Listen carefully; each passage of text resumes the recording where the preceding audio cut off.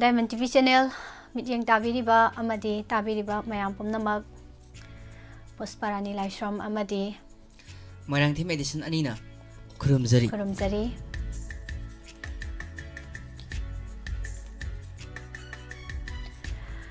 Mayambo Entertainment Program Tharomasiga Loinana Taramna Uksari Diamond TV ki contact number 700-570-7808 Hangduna thamjare call tawbiraktuna isagi haijaba talent amamamtang thambiramu ngasigi program mapung phanbiu ibung Shakespeare taram noksari hanba maktada Jit Sanasam Ruksina good afternoon Oinam Loidang Sat natte ne hai se asigi sat ting asai uk tau thokrai bu Taram noksari Joya Bembe Moirang Them Se Devjani Kasar Anjali Singtham Irungba Mani Kumar Mama Susila Taram noksari Jar paislai ko Mayam se Thoram se ngainaraga leiram ni haibasi koi Sangpiraiba missing jina damak khangjare thagachari ngasi se ngasai se mayam se nga krebo ko edition ayukta chat tawthokreba ada ngasai isai ngana khanba gaido nungthil di chat program ni namasda khujin phengdana isai se horen di kari khanba na khandana kok thadadana leingai da aina ayukta sat laung tawsanbane ba adaidi mayam se ngaudana se nei Horean Kandina, Shay Kando, Ishom the Migi, Tabak Toga, Saxang, the Gay, Shay Kandra Lairaga, Tautok Leram Baduda Bogo. Ibung MD Sahid Khan, Taram Noksari, Lintoy, Ibung Anjan, Gayatri and Com, Live Zatna Throw Ice in Ngai King Iraga. No my sinu michidi, Adum Entertainment, Kumba Talent, Han Kumba program. Khara taurasira na dumaina tana jabalai jare hoi do khangde mayam gi apam badum tawse mayam gi apam pam da ta thok ta sin tawraga Vidya Lakshmi oina ngasi sina pause su hek phongak taba ada mapa du oire ngasi se entertainment program adum nomai sing sima tawge na lai jabane da live chat numisu ta budi tai dana ko hoi che ayukta tawthokibani Permissory Wangbam Taram Noksari Upasu kana live ta sat jangai singse tak kana no bodo lap lam dram ta ko koi doroge Premlata Thaudam Ruksina MD Sahid Khan Memcha Sagol Sem Ima Busu Thachari Iche Bembem Iche Linthoi Gentle Mangang Kuire oja gentle se ukidaba do ngasidi thengnare yam nungai Happy New Year Ado Kolar ahan ba khudong saba pimina siko Se asarani konthojam Taram Noksari Mama Sanatombi ID dana angau naure mai dana laiba mama bu Taram Noksari Live chat thibada ngauru re haibire Dipita nu oinam dam good afternoon Sohdeba Naurem good afternoon ahan ba kolargi talent mayam puna taminasi mayam chithau boyaraga ai chithara mena khalam gane na sangak pasutum ning pa laijarabani vision yangkhom aduga amasu nene memcha Premlata Thaudam Sithar somu second round da mu ningsingake Vidya Lakshmi oinam thagachari Hanba caller si check kana oi bano dom tang ing message pa pi kana oi zano Hello Good afternoon Miss Amelisa Taram Noksari good afternoon Thank you Taram Noksari Miss ai nambolan popam de sisinti oina oi Isai mangang thorak tuiro dialogue tau thorak tuiro natragana Isai mo inang thoragi Miss ya ha hai de ꯑꯩꯈꯣꯏꯒꯤ ꯕꯂꯥꯟꯈꯤꯕ ꯌꯥꯎꯕꯁꯨ ꯃꯤꯁ ꯁꯥꯔ ꯑꯃꯗꯤ ꯂꯥꯁꯥꯇ ꯂꯩꯕ ꯃꯌꯥꯝ ꯗꯥꯏꯃꯟꯇꯦꯗꯤ ꯆꯦꯅꯦꯜꯕꯨ ꯇꯥꯕꯤꯕ ꯃꯌꯥꯝꯅ ꯉꯥꯛꯄꯤꯒꯦ ꯉꯥꯛꯄ ꯉꯥꯛꯇꯕꯩꯗꯤ ꯈꯜꯂꯨꯗ꯭ꯔꯦꯀꯣ ꯁꯣꯏꯕꯨ ꯁꯣꯏꯔꯗꯤ ꯅꯣꯛꯑꯒꯦꯗ ꯂꯩꯔꯤꯝꯅꯤ ꯐꯖꯅ ꯁꯛꯂꯛꯑꯒꯅ ꯈꯨꯕꯥꯛ ꯑꯣꯏꯅ ꯈꯨꯔꯛꯀꯦ ꯁꯣꯏꯔꯛꯑꯒꯅ ꯅꯣꯛꯂꯛꯀꯦ ꯌꯥꯏꯀꯣ ꯌꯥꯏ ꯃꯤꯁ ꯑꯗꯨꯕꯨꯗꯤ ꯌꯥꯎꯅ ꯁꯥꯅꯤ ꯑꯗꯨꯗꯤ ꯍꯧꯖꯤꯜꯂꯛꯑꯁꯤ ꯑꯩꯈꯣꯏ ꯃꯤꯁ ꯄꯨꯁꯄꯥꯅꯤꯅ ꯏꯕ ꯑꯩꯈꯣꯏꯒꯤ ꯑꯗꯨꯒ ꯃꯤꯁ ꯅꯤꯝꯂꯥꯅ ꯁꯛꯈꯤꯕ ꯁꯦꯀ꯭ꯔꯦꯇꯔꯤꯒꯤ ꯏꯅꯥꯛꯇ ꯂꯩꯍꯟꯅꯤꯡ ꯇꯧꯗꯣ ꯁꯛꯆꯔꯛꯀꯅꯤ ꯏꯁꯩꯗꯣ ꯁꯛꯊꯔꯛꯑꯣ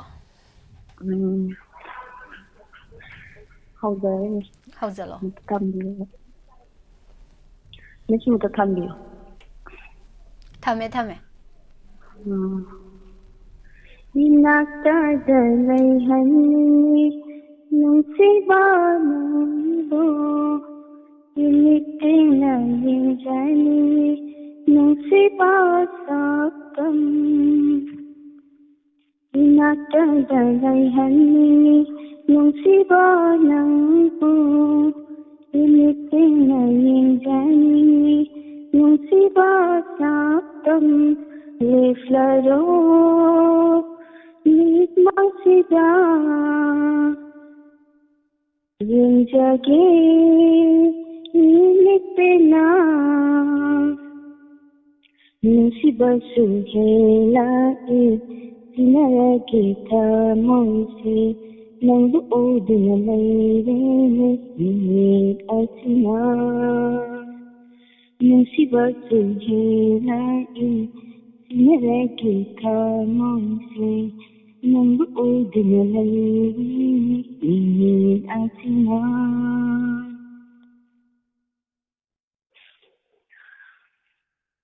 Maral tokjaba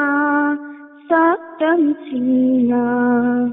Aibu asumna ngawhandire Maral tokjaba saktam sina Aibu asumna ngawhandire Laitadare Ningot pukning ase Kipiro Nutsigi iri Kipiro Nutsigi iri Laibiro ni inata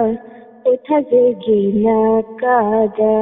Tendidio tamose Nsi wahaya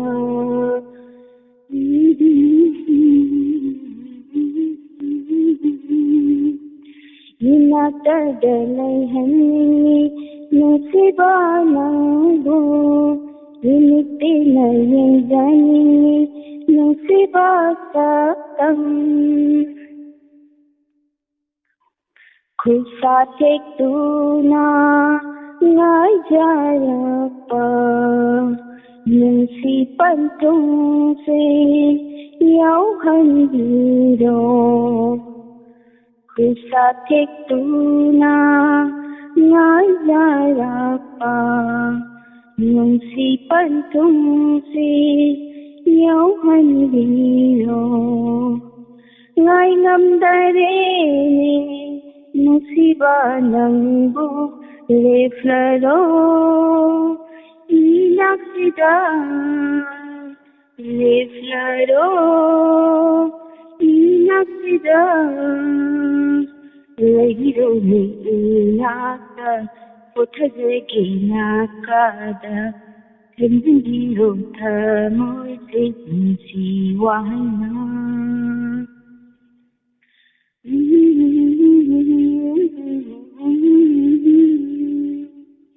Inaqtada layhanni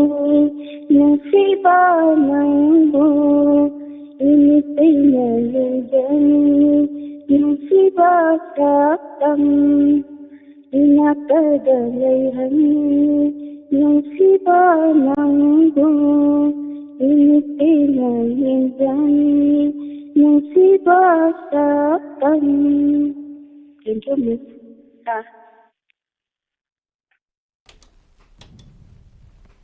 โนเกตอร์ก็สวยรักตะวัน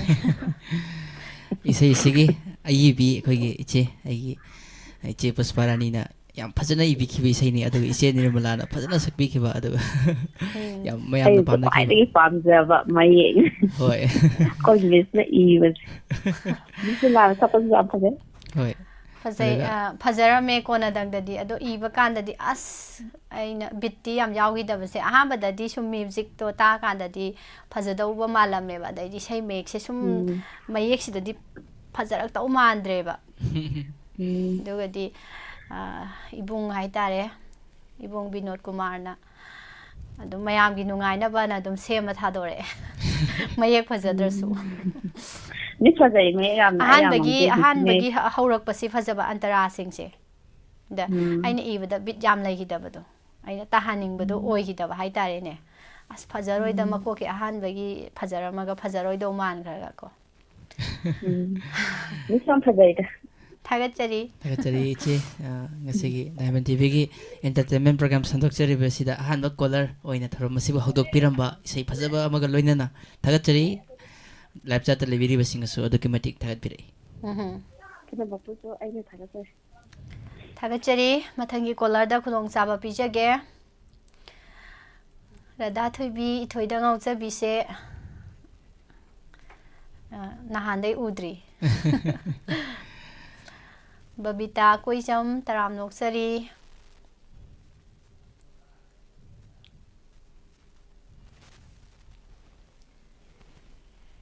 ฮัลโหล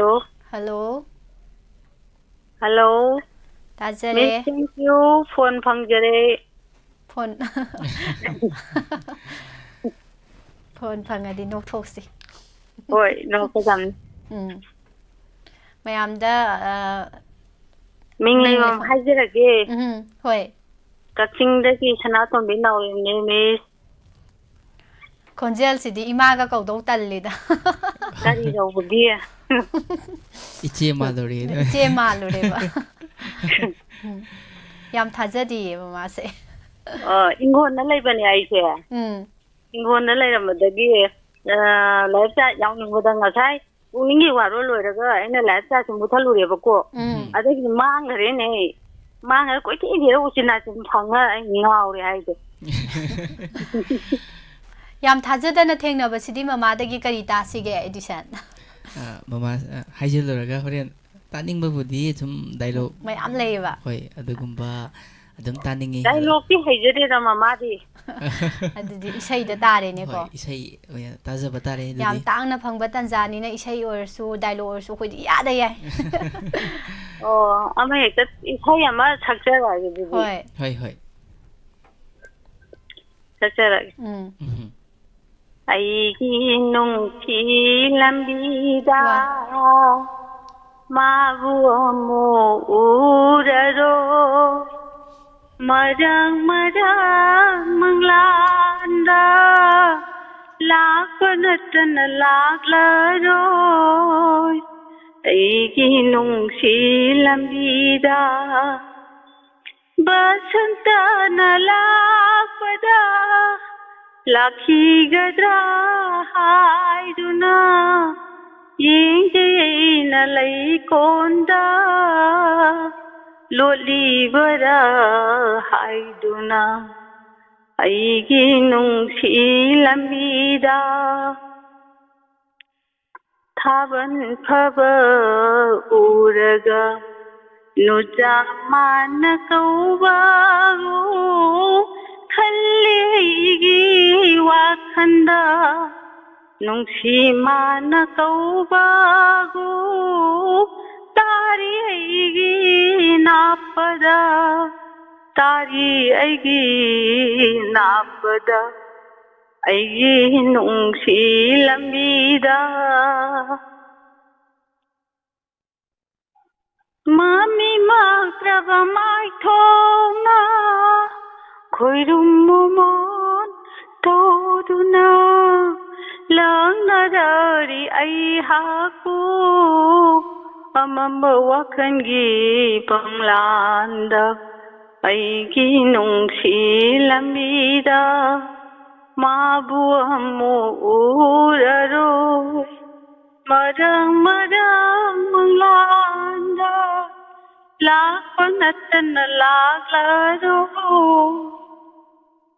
basanta nalakpada lakhi gadra haiduna yingjay nalay konda. Thank you sir. Miss Loichinjage mama ji isay yam kan sakpang amjagre. Yam phazar Say di wow tagre mamagi. Tathoktana tabira kaino. Ting law na pali mi thamoida. Toy na pungdabani na ko phone phangu matamda mamagi mi hunji kainom tawbado adum taw leire da. Mathangdadi kaino mi hun chung badu kanada no masina tho mama. Hoi mi hunji ke yadi ma pang di de yam. Pangakani mama sum toy da bagini khara toy shala di buko. Yeah. Samjarage matni sa sujarage. Hoi thagachari mama. Thagatsari yam harawi phone phongbagi isai sakpang amjaga so. Thagatsari mama throm fan biram. Waikhom ya school taram noksari che devzani jit sanasam pa khuman sar edition se tuminna lei ko amuk su tuminna ka su no e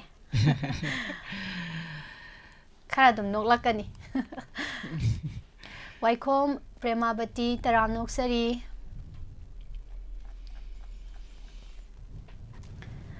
mathangi caller amuk lokhwasi ko dode. Hello.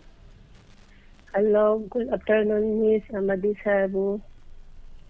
Good afternoon. Good afternoon. Ichi manbam di lai ichi. Ichi manbam di lai boko. Hoi. Khangbi ba Yam ichi. haisalu no amuk ming hairak ta nok lai grani. Hoi dudi dam haihalas. Haihalas. Mayam da ming lefam tang khangan si.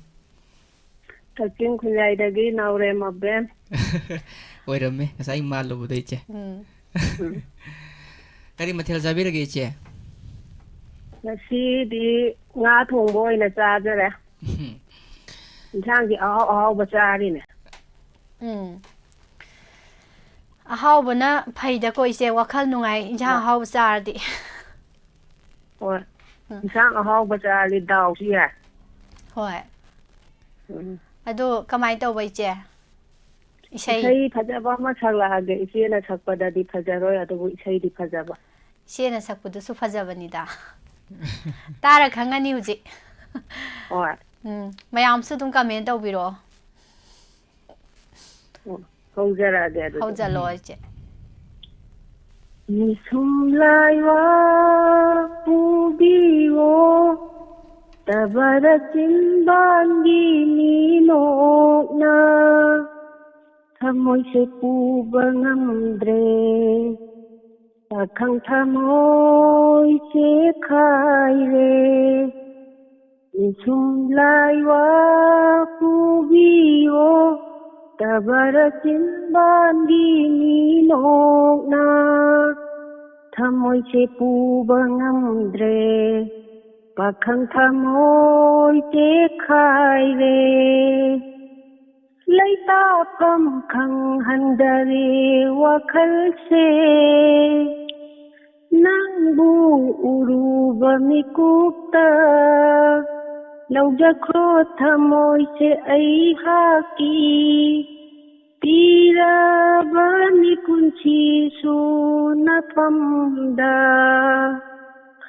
laita pham khang dare wakhal se nangbu uruba mikupta laujakho thamoy se ai haki tira bani kunchi su na phamda he thamoy pangdaba nang su tumin na leiranu he thamoy pangdaba nang su tumin na leiranu Hairodana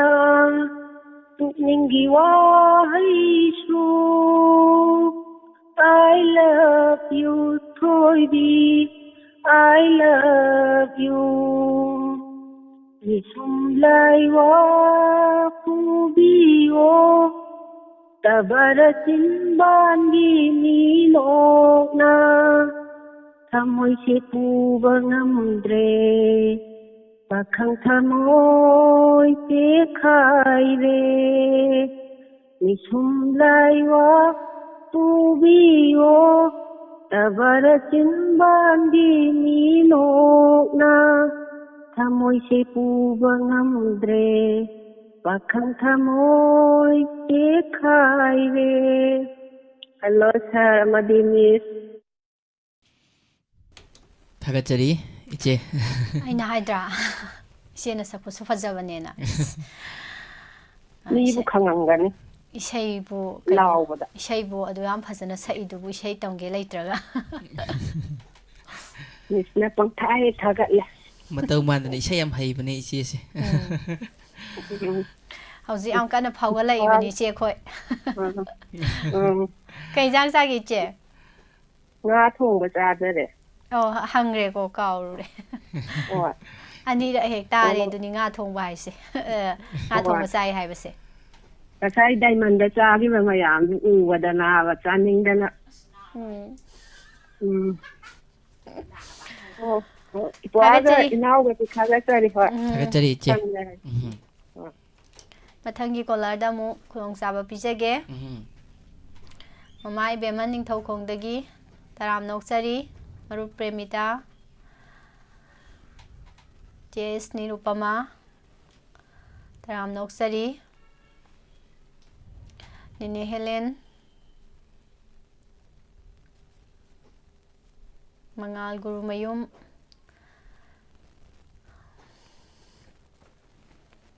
Kolar laukasi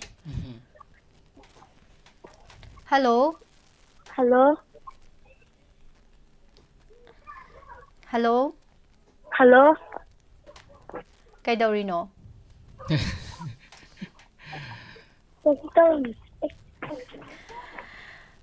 Ming Lepham Samramdagi langle Samramdagi Kaidodoino Isai Ngasi kat angkol si phangba mali ko Isai mata thokse dudi langlendagi hoi thoramase kaida yung birino tv di yung birira natraga youtube ta saruk ya biriro YouTube oh Adudi langen isai haura si ko Nit yang tina uriba Totam dami thangriba Chamoy nungi arota Lairida khanrida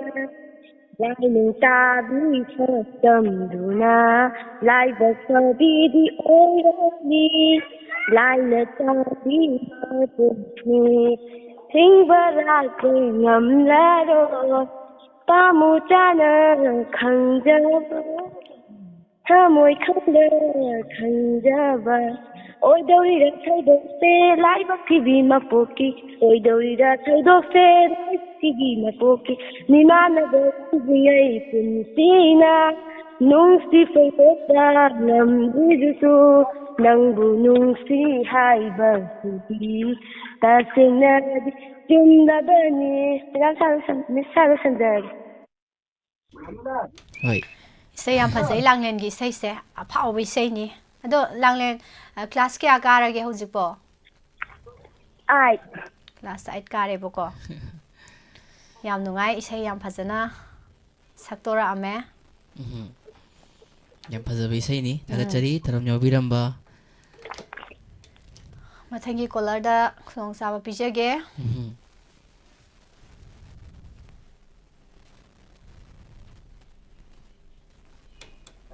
Hello Hello. Good afternoon, Miss Amati. Sarmasa. good afternoon Good afternoon I sawal how ka ꯑꯦꯅꯥ ꯅꯥꯛꯇꯒꯤ ꯅꯟꯗꯣꯝꯆꯥ ꯃꯦꯝꯆꯥꯅꯦ ꯅꯨꯡꯊꯤꯟꯒꯤ ꯊꯧꯔꯝꯁꯦ ꯀꯨꯏꯔꯦ ꯌꯥꯎꯔꯛꯇꯕ ꯉꯁꯤꯗꯤ ꯉꯥꯏꯍꯥꯛ ꯌꯥꯎꯖꯔꯒꯦ ꯁꯠ ꯂꯥꯎꯅ ꯐꯥꯎꯖꯜꯂꯛꯄꯁꯦ ꯌꯥꯝ talent ꯂꯩꯕ ꯏꯟꯗꯣꯝꯆꯥꯅꯤ ꯌꯥꯝ ꯅꯨꯡꯉꯥꯏꯕ ꯑꯃ ꯐꯥꯎꯈ꯭ꯔꯦꯕ ꯍꯜꯂꯣ ꯍꯜꯂꯣ ꯑꯩ ꯏꯁꯥꯅ ꯏꯖꯕ ꯀꯩꯅꯣꯁꯦ ꯏꯁꯩꯁꯦ ꯑꯗꯨꯝ ꯏꯁꯥꯅ ꯑꯗꯨꯝ ꯈꯔ ꯑꯗꯨꯝ ꯏꯖꯩꯌꯦꯕ ꯑꯗꯣ ꯐꯣꯡꯕ ꯉꯝꯗꯕꯅꯤ ꯏꯁꯥꯅ ꯑꯗꯨꯝ ꯈꯔ ꯀꯩꯅꯣ ꯇꯧꯔꯒ ꯁꯤꯗꯩꯗ ꯂꯥꯟꯊꯣꯛꯆꯕꯩ ꯋꯥꯅꯤꯗꯩ ꯐꯖꯔꯨꯕ ꯅꯠꯇꯕꯅꯤꯅ ꯑꯗꯨꯁꯨ ꯅꯨꯡꯉꯥꯏꯔꯤꯅꯤ ꯑꯗꯨꯝꯁꯨ ꯃꯥꯡꯈ꯭ꯔꯗꯧꯕꯅꯦꯕ ꯑꯗꯣ ꯑꯗꯨꯝ ꯏꯁꯩ ꯃꯌꯦꯛ ꯈꯨꯗꯤꯡꯃꯛ ꯂꯣꯏꯅ ꯏꯁꯩ ꯑꯣꯏꯗꯦꯕꯀꯣ ꯃꯌꯦꯛꯇꯤ ꯃꯌꯦꯛ ꯑꯏꯕ ꯑꯃꯅ ꯑꯩꯈꯣꯏ ꯏꯁꯩ ꯃꯌꯦꯛꯁꯦ ꯆꯥꯝꯃ ꯏꯕꯗ ꯏꯁꯩ ꯑꯅꯤ ꯁꯨꯅ ꯐꯣꯡꯗꯕꯒꯁꯨ ꯑꯗꯨꯝ ꯌꯥꯎꯔꯤ ꯄꯣꯠꯅꯦꯕ ꯑꯗꯨ ꯑꯩꯅ ꯁꯨꯝ ꯑꯩꯒꯤ ꯍꯦꯕꯤꯠ ꯍꯥꯏꯇꯥꯔꯦ ꯍꯣꯕꯤ ꯍꯥꯏꯇꯥꯔꯦ ꯑꯗꯨꯝ ꯈꯔ ꯁꯤꯗꯩꯗ ꯅꯨꯡꯉꯥꯏꯕ ꯑꯣꯏꯅ ꯁꯨꯝ ꯏꯖꯔꯛꯄꯅꯤꯗ ꯑꯗ ꯑꯩ ꯍꯧꯖꯤꯛ ꯂꯥꯟꯊꯣꯛꯑꯒꯦ ꯃꯌꯥꯝ ꯇꯥꯃꯤꯟꯅꯔꯁꯤ ꯑꯩꯒꯤ ꯏꯁꯩ ꯃꯇꯝꯁꯤꯒꯤ ꯏꯁꯩ ꯑꯣꯏꯗꯣꯔꯤꯅꯤ ꯍꯣꯏ ꯏꯟꯗꯣꯝꯆꯥ ꯃꯌꯥꯝ ꯇꯥꯃꯤꯟꯅꯔꯁꯤ ꯍꯧꯕꯤꯔꯁꯤ ꯅꯩꯍꯠꯄꯤꯔꯅꯨꯕ ꯀꯪꯂꯩꯄꯥꯛꯀꯤ ꯃꯩꯇꯩꯆꯥꯁꯤꯡ ꯅꯩꯍꯠꯄꯤꯔꯅꯨꯕ ꯀꯪꯂꯩꯄꯥꯛꯀꯤ ꯃꯩꯇꯩꯆꯥꯁꯤꯡ ꯀꯨꯀꯤ ꯀꯧꯕ ꯖꯥꯇꯤꯅ ꯑꯣꯠꯄꯤ ꯅꯩꯕꯤꯔꯛꯂꯅꯨꯕ ꯅꯩꯍꯠꯄꯤꯔꯅꯨꯕ ꯂꯥꯟꯒꯤ ꯃꯩꯁꯥꯅ ꯆꯥꯛꯊꯦꯛꯂꯕ ꯊꯋꯥꯏꯁꯤꯡ ꯂꯥꯟꯒꯤ ꯃꯩꯆꯥꯛꯅ ꯀꯥꯍꯠꯂꯕ ꯍꯛꯆꯥꯡꯁꯤꯡ ꯋꯥꯅ ꯁꯥꯖꯕ ꯌꯨꯝ ꯀꯌꯥ ꯃꯩꯅ ꯇꯨꯝꯅ ꯊꯥꯗꯣꯛꯄꯤꯕ ꯋꯥꯅ ꯇꯥꯟꯖꯕ ꯂꯟ ꯀꯌꯥ ꯂꯣꯏꯅ ꯇꯨꯝꯅ ꯃꯥꯡꯍꯟꯕꯤꯕ ꯀꯨꯀꯤ ꯀꯧꯕ ꯖꯥꯇꯤ ꯅꯣꯏ ꯂꯣꯏꯅ ꯇꯨꯝꯅ ꯃꯥꯡꯊꯣꯛꯈ꯭ꯔꯕ ꯅꯩꯍꯠꯄꯤꯔꯅꯨꯕ ꯀꯪꯂꯩꯄꯥꯛꯀꯤ ꯃꯩꯇꯩꯆꯥꯁꯤꯡ ꯀꯨꯀꯤ ꯀꯧꯕ ꯖꯥꯇꯤꯅ ꯑꯣꯠꯄꯤ ꯅꯩꯕꯤꯔꯛꯂꯅꯨꯕ ꯅꯩꯍꯠꯄꯤꯔꯅꯨꯕ ꯑꯣꯏꯊꯣꯛꯂꯔꯣꯏꯗꯕ ꯃꯪꯂꯥꯟ ꯀꯌꯥ ꯁꯥꯕꯤꯔꯅꯨ ꯑꯣꯏꯊꯣꯛꯂꯔꯣꯏꯗꯕ ꯃꯪꯂꯥꯟ ꯀꯌా ꯁꯥꯕꯤꯔꯅꯨ ꯃꯪꯂꯥꯟ ꯀꯌా ꯁꯥꯕꯤꯔꯅꯨ ꯃꯤꯇꯥ ꯈꯝꯗꯥꯕꯤꯔꯅꯨ ꯏꯃꯥ ꯀꯪꯂꯩꯄꯥꯛꯁꯤꯕꯨ ꯁꯦꯒꯥꯏꯒꯦ ꯍꯣꯠꯅꯕꯤꯅꯨ ꯃꯍꯥ ꯍꯤꯡꯆꯥꯕ ꯃꯍꯥ ꯑꯣꯜꯂꯛꯈꯤ ꯃꯍꯥ ꯍꯤꯡꯆꯥꯕ ꯃꯍꯥ ꯍꯤꯡꯆꯥꯕꯤ ꯅꯈꯣꯏ ꯇꯨꯝꯅ ꯃꯥꯡꯊꯣꯛꯈ꯭ꯔꯕ ꯅꯩꯍꯠꯄꯤꯔꯅꯨꯕ ꯀꯪꯂꯩꯄꯥꯛꯀꯤ ꯃꯩꯇꯩꯆꯥꯁꯤꯡ ꯀꯨꯀꯤ ꯀꯧꯕ ꯖꯥꯇꯤꯅ ꯑꯣꯠꯄꯤ ꯅꯩꯕꯤꯔꯛꯂꯅꯨꯕ ꯅꯩꯍꯠꯄꯤꯔꯅꯨꯕ ꯂꯣꯏꯁꯤꯟꯖꯔꯒꯦ ꯍꯜꯂꯣ ꯇꯥꯕꯒꯤ ꯄꯦꯟꯕ ꯅꯥꯏꯗ꯭ꯔꯦ ꯏꯟꯗꯣꯝꯆꯥ ꯏꯁꯩꯁꯦ ꯃꯀꯥ ꯂꯥꯝꯅ ꯑꯗꯨꯝ ꯁꯛꯇꯣꯔꯛꯑꯦ ꯍꯩꯇ ꯂꯦꯡꯖꯕꯅꯤ ꯏꯁꯩꯁꯤ ꯏꯆꯦ ꯏꯕ ꯍꯥꯏꯕ ꯑꯃ ꯑꯗꯒꯤ ꯁꯨꯔ ꯄꯥꯟꯕ ꯍꯥꯏꯕ ꯑꯃ ꯑꯅꯤ ꯊꯣꯛꯅ ꯂꯩꯕꯅꯦ ꯑꯗꯣ ꯏꯟꯗꯣꯝꯆꯥꯅꯗꯤ ꯏꯁꯨ ꯏꯕꯤꯕ ꯁꯦꯝꯁꯨ ꯁꯦꯝꯕꯤꯕ ꯑꯅꯤꯅꯤ ꯏꯟꯗꯣꯝꯆꯥꯅ ꯂꯧꯕꯤꯔꯤꯕꯁꯦ ꯑꯗꯣ ꯌꯥꯝ ꯅꯨꯡꯉꯥꯏꯖꯩ ꯏꯁꯩ ꯐꯖꯕ ꯑꯃꯁꯨ ꯏꯕꯤꯔꯒ ꯁꯨꯔꯁꯨ ꯐꯖꯅ ꯄꯥꯟꯕꯤꯔꯒ ꯊꯧꯔꯝ ꯑꯁꯤꯗ ꯈꯨꯗꯣꯜ ꯇꯝꯕꯤꯔꯝꯕ ꯍꯥꯏꯅꯤꯡꯉꯥꯏ ꯂꯩꯇꯅ ꯊꯥꯒꯠꯆꯔꯤ ꯂꯥꯏꯞ ꯆꯥꯠꯇ ꯂꯩꯕꯤꯔꯤꯕꯁꯤꯡꯅꯁꯨ ꯊꯥꯒꯠꯄꯤꯔꯛꯏ ꯏꯁꯩ ꯌꯥꯝ ꯐꯖꯩ ꯈꯨꯕꯥꯛ ꯃꯌꯥꯝꯅ ꯈꯨꯕꯥꯛ ꯌꯥꯝ ꯈꯨꯕꯤꯔꯛꯏ ꯏꯟꯗꯣꯝꯆꯥ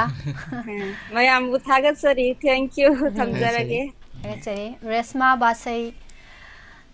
ꯇꯔꯥꯝ ꯅꯧꯆꯔꯤ ꯍꯅꯤ ꯕꯦꯕꯤ ꯕꯣꯏ ꯈꯣꯟꯖꯦꯜ ꯌꯥꯝ ꯐꯖꯩ ꯏꯁꯩ ꯁꯤꯡꯒꯔ ꯑꯣꯏꯔꯝꯒꯗ꯭ꯔꯅꯤ ꯏꯁꯩ ꯁꯛꯄ ꯑꯣꯏꯔꯝꯒꯗ꯭ꯔꯥꯅ ꯍꯥꯏꯕꯅꯦ ꯑꯟꯖꯂꯤ ꯆꯤꯡꯊꯥꯝ ꯇꯔꯥꯝ ꯅꯣꯛꯆꯔꯤ ꯆꯦ ꯗꯦꯕꯖꯥꯅꯤ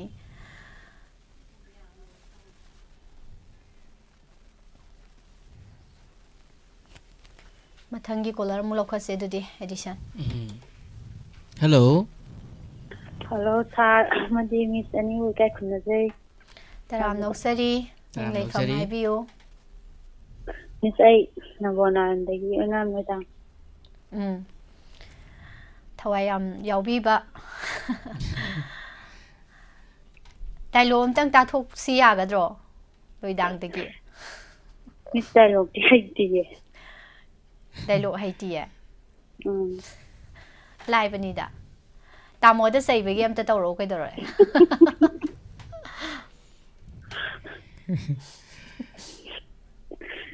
ꯃꯊꯪꯗ ꯐꯖꯅ ꯇꯧꯖꯔꯒꯦ ꯁꯨꯝ ꯅꯣꯛꯁꯦꯅ ꯇꯧꯕꯅꯤꯗ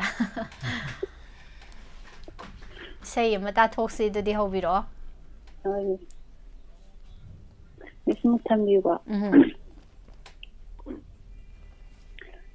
ꯂꯣꯟꯊꯣꯛꯇꯕ ꯃꯒꯨꯝ ꯅꯪꯅ ꯇꯨꯃꯤꯟꯅ ꯂꯦꯞꯂꯅꯨ ꯐꯣꯡꯗꯣꯛꯂꯣꯅꯦ ꯅꯪꯒꯤ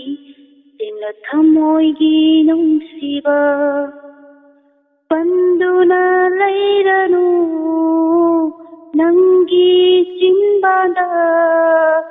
ꯍꯥꯏꯔꯛꯂꯣꯅꯦ ꯅꯆꯤꯟꯅ ꯅꯨꯡꯁꯤ ꯍꯥꯏꯅ ꯑꯣꯏꯒꯤ ꯅꯨꯡꯁꯤꯕ ꯑꯣꯏꯒꯤ ꯄꯥꯝꯃꯨꯕ ꯅꯨꯡꯁꯤꯕ ꯅꯪꯒꯤ ꯊꯃꯣꯏꯒꯤ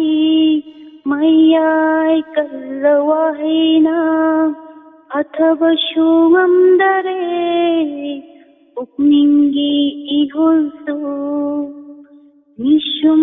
해바는기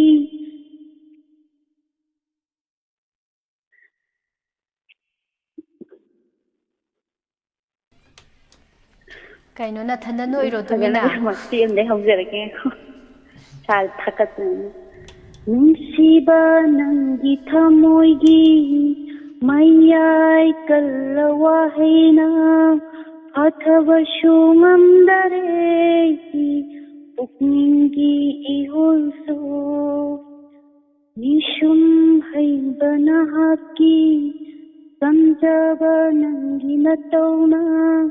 ꯑꯣꯏꯍꯟꯕꯤꯔꯦ ꯑꯩꯕꯨ ꯑꯉꯥꯎꯕꯤ ꯅꯨꯡꯁꯤ ꯈꯪꯕ ꯁꯥꯗꯨꯅ ꯊꯃꯣꯏ ꯄꯥꯟꯗꯕꯒꯨꯝ ꯆꯠꯈꯤꯕꯁꯨ ꯌꯥꯔꯣꯏ 이낙시ꯗꯒꯤ ꯅꯨꯡꯁꯤ ꯈꯪꯕ ꯁꯥꯗꯨꯅ ꯊꯃꯣꯏ ꯄꯥꯟꯗꯕꯒꯨꯝ ꯆꯠꯈꯤꯕꯁꯨ ꯌꯥꯔꯣꯏ 이낙시ꯗꯒꯤ ꯅꯤꯡꯉꯥꯏ ꯆꯥꯎꯕꯤ ꯑꯩꯒꯤ ꯊꯃꯣꯏꯅꯤ 이ꯄꯪ ꯄꯪꯅ ꯂꯩꯖꯕꯤꯅꯤ ꯈꯣꯏꯔꯥꯡꯍꯜꯂꯅꯨ ꯊꯃꯣꯏꯁꯦ ꯀꯣꯛꯍꯟꯕꯤꯔꯣ ꯅꯤꯡꯉꯥꯏ ꯆꯥꯎꯕꯤ ꯑꯩꯒꯤ ꯊꯃꯣꯏꯅꯤ 이ꯄꯪ ꯄꯪꯅ ꯂꯩꯖꯕꯤꯅꯤ ꯈꯣꯏꯔꯥꯡꯍꯜꯂꯅꯨ ꯊꯃꯣꯏꯁꯦ ꯀꯣꯛꯍꯟꯕꯤꯔꯣ ꯅꯪꯒꯤ ꯋꯥꯍꯩꯅ ꯂꯣꯟꯊꯣꯛꯇꯕ ꯑꯃꯒꯨꯝ ꯅꯪꯅ ꯇꯨꯃꯤꯟꯅ ꯂꯦꯞꯂꯅꯨ ꯐꯣꯡꯗꯣꯛꯂꯣꯅꯦ ꯅꯪꯒꯤ ꯆꯦꯡꯕ ꯊꯃꯣꯏꯒꯤ ꯅꯨꯡꯁꯤꯕ ꯄꯟꯗꯨꯅ ꯂꯩꯔꯅꯨ ꯅꯪꯒꯤ ꯆꯤꯟꯕꯥꯟꯗ ꯍꯥꯏꯔꯛꯂꯣꯅꯦ ನಚಿನ್ನ ನುಷಿ ಹೈನ ಒಯ್ಗಿ ನುಸಿಬ ಒಯ್ಗಿ ಪಾಮುಬ ಇಸುಸೆ ಥಗತ್ನ ಮತಿ ಕಾವ್ ꯑꯩꯗꯤ ꯇꯨꯃꯤꯟ ꯂꯩꯒꯤꯗꯨꯗ ꯅꯪ ꯅꯊꯟꯗ ꯑꯗꯣꯝꯗ ꯅꯣꯛꯇꯅ ꯂꯩꯔꯕ꯭ꯔꯥꯅ ꯈꯜꯂꯨꯔꯤꯅꯤꯅꯦ ꯉꯥꯛꯇꯪ ꯀꯥꯎꯊꯣꯛꯈꯤꯅꯤ ꯑꯃꯨꯛ ꯍꯦꯛꯇ ꯌꯥꯎꯔꯛꯄꯅꯤꯗꯀꯣ ꯑꯗꯣ ꯏꯁꯩꯗꯤ ꯌꯥꯝ ꯐꯖꯈ꯭ꯔꯦ ꯑꯩꯐꯧ ꯁꯛꯄ ꯍꯩꯖꯗꯦ ꯊꯦꯡꯛ ꯌꯨ ꯃꯤꯁ ꯊꯥꯒꯠꯆꯔꯤ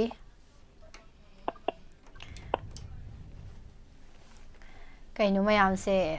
ꯈꯨꯕꯥꯛꯄꯨꯗꯤ ꯈꯨꯏ ꯑꯗꯣ ꯏꯔꯥꯡꯗꯤ ꯂꯥꯡꯗꯦꯀꯣ ꯍꯣꯏ คันlang haluba amta kaidorage lang daw sinu aitine ipana kari mantra jantra kaino kam ba ya khar kam agam ta lang han sine mayam langmin na si kol phangi se kana oram dong male ai khang thri chi kana nom de dum oiramani ko kana nom di oiramani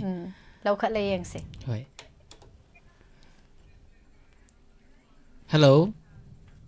hello sir my name is good afternoon good afternoon chal mayang de mingli phom tang hai bi si dash ka sa de gi ja yam no ngai jai kari mathil sabi ragi na si ja kang so len ja ja lamjen chelak pa male si ni mi sa tai le call le phang na ba ka dai ja la phang ge no khar wa ba male ba swai yorok ba da why ai ngasai comment da di kap pa tamuri ni na hai gi do dialogue torok tui na tro kap ti ni akoi kap tharo ne ta paksa brenge ha kap tharo ba paksa brenge ba khang de ma ne da ma le da ado ai di dialogue se yam pet ro je ne na thamoi ka la ne an da ti tau te kai hai no ji do ha dialogue se ai ne ke hai ni first how ko do ni ya ni mi ta i gi ni ko ado api dialogue se taw ne tan de ni ta wa ado ni ko sila de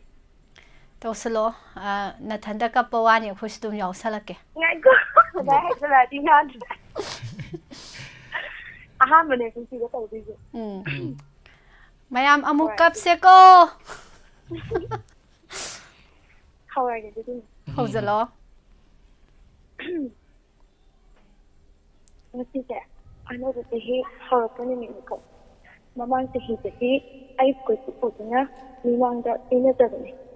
Ato bo handa ti pangaray ko. Ida nang kita mo sa agas ni. Ahin da kana go ura ka. Tin ba ay kin shi ko ni ay biya mo ga. Na mo kana ita na ko.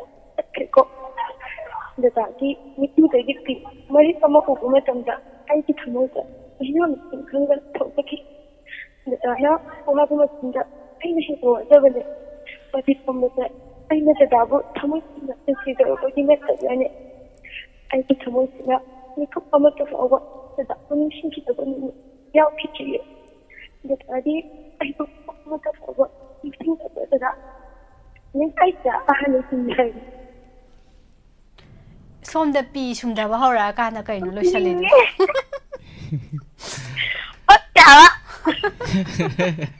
pa i kai no e mi son da mi ka pa hong na ra ka na lo san ni je ita ga je ngun tha ga la a ma do aroi bi ni pon ji aroi ba di oi ba roi dai lo ka do kha tang hik hik ka pi si mi baby boy se ni ni mi da ta wa ma ji ne a mo hen kap da ni ba do kha ya ma tam hen do ki ba yam kap tri ra ba hoi oh ado dialogue se isa daga pan gri ra ba ado ai ngồi si ya re da oh kai ni isa da thok ki ba do mo akhan da ne ni chang thok ko ni ba ma kha di hang roi ge da hang de si ko mo we adu di swai de ya hala se ko ya hala de thank you thang chari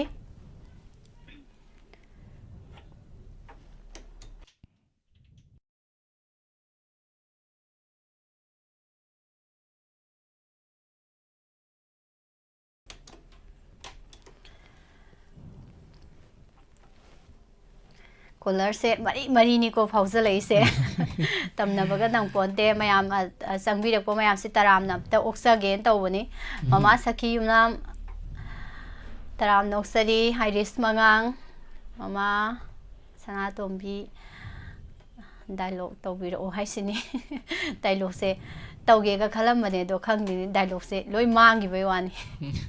ibung do ba ibung amu kau ka amu kau no are ibung Shakespeare pi kuman suka pi hojiki dialogue to joyagi gayatri hairom M ꯁꯤꯅ ꯀꯩꯗꯧꯔꯤꯕ MC M ꯀꯧꯔꯤꯅꯤ ꯊꯥꯒꯠꯆꯔꯤ M dot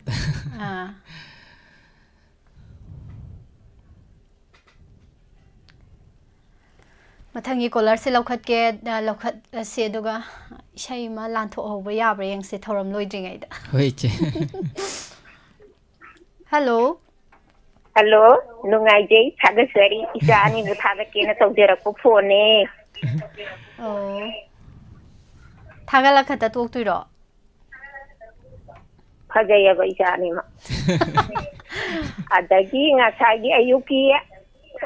ꯄꯨꯁꯄꯔꯥꯅꯤꯒꯤ ꯗ꯭ꯔꯦꯁꯇꯣ ꯌꯥꯝ ꯐꯖꯩ